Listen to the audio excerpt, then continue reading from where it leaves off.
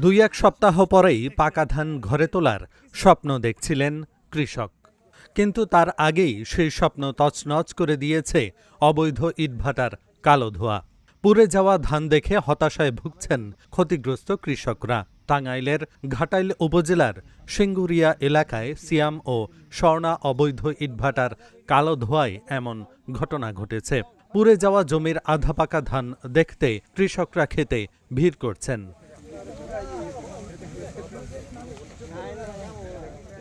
ইটভাটা স্থাপনের পর থেকে কালো ধোঁয়ায় কৃষি জমি ফসলের ওপর ব্যাপক প্রভাব পড়ে। তারই বেশি প্রভাব পড়েছে এবার। ফলে আধা পাকা ধান কালো ধোঁয়ায় পুড়ে নষ্ট হয়ে যাচ্ছে। শুধু সিয়াম ইটভাটা নয়, পাশের স্বর্ণা ইটভাটার কালো ধোঁয়াতেও আশেপাশের জমির ধান পুড়ে যাচ্ছে। কৃষকরা ক্ষতিপূরণ চেয়ে ইটভাটা দ্রুত বন্ধ চান। এই জমিতে কালকে সকাল 10টার সময় আসছি, আইসা সেরা খুব সুন্দর জমি দেখছি। আমি একটা ছবিও তুলছি এবং পোস্টও দিছি আমার ফেসবুকে যে এই মুহূর্তে ধান পাকার শেষ মুহূর্ত বা কাটার শেষ মুহূর্ত। এই মুহূর্তে যদি ডিজেল, জ্বালানি তেল বা বৈদ্যুতিক পর্যাপ্ত সরবরাহ না থাকে তাহলে শুধু কৃষকই ক্ষতিগ্রস্ত হবে না, সারা বাংলাদেশে খাদ্য ঘাটতিও হতে পারে। এই প্রশ্নটা দিচ্ছি আমি সকাল 10টায়। জোহর নামাজের পরে খবর পাইলাম যে এই ধান পুড়ে গেছে। জোহর নামাজের পরে এসে সেরা আমি আরেকটা পোস্ট দিচ্ছি আমার ফেসবুকে, সমস্ত জমি দেখতেছি পুরা। এই অবস্থায় আমরা ওই সম্ভবত ওই যে কী কয় ওটা সিয়াম বাটার ধোঁয়া, অর্থাৎ সিয়াম বাটার এটা রাতে যেভাবে হোক তাপটা লাইগা এভাবে পুড়ছে।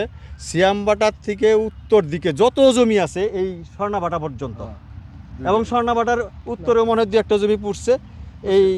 এটাই আমরা আর কি কালকে খেয়াল করছি। এবং কিছু কিছু কৃষক আজকে জানে যে এই যে এত বড় বিশাল ক্ষতি হয়েছে, কিছু কিছু কৃষক আজকে জানে। ওই দিকটা দেখেন ঘাস পর্যন্ত পড়ে গেছে। এমনভাবে যে একটা আগুনের একটা নড় দিয়ে আসছে, ওখানে যদি এর সামান্যত গাছ মানুষ যদি থাকতো তার ওই জায়গায় সে ডেট হয়ে যেত পুইরা। এই অবস্থা আগুনের একটা নট। তো যে ক্ষতিগ্রস্তটা হচ্ছে, এই ক্ষতিগ্রস্ত আসলেই যে কিভাবে এটার সমাধান করবে এটা আমি জানি না, যে এই কৃষক কিভাবে বাঁচবে। অতিরিক্ত কয়লা দিছে, ওনারাই স্বীকার করছে যে অতিরিক্ত কয়লা দেওয়া হয়ে গেছে।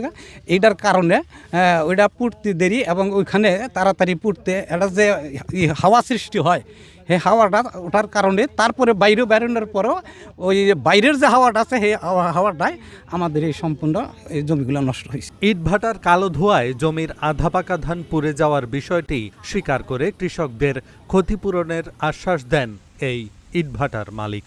এখন এদের জমি আলা এবং কৃষক যারা বর্গাদার আছে তাদের নিয়ে আমরা সরজমিনে পরিদর্শন করে দেখলাম যারা ক্ষতিপূরণ ক্ষতি হয়েছে, এদের নিয়ে আমি ক্ষতিপূরণের দিয়ে দেবো ইনশাল্লাহ। উপসহকারী কৃষি কর্মকর্তাকে তদন্তের জন্য ঘটনাস্থলে পাঠিয়েছেন বললেন কৃষি কর্মকর্তা। আমার অফিসারকেও পাঠিয়েছি তদন্তে, এখন সে দেখে বিস্তারিত হচ্ছে